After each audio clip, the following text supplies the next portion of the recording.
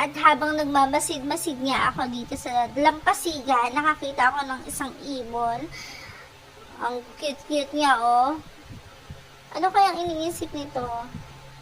Siguro, naghahanap to ng pagkain. So, ganyan talaga ang realidad dito sa mundo. Kailangan mong humanap ng paraan o gumawa ng paraan para mabuhay. Kung hindi ka gagawa ng paraan para mabuhay, tsogi ka. Yan, oh. See? Kaya mo yan. Sige lang, makakakita ka din ng foods. Oh.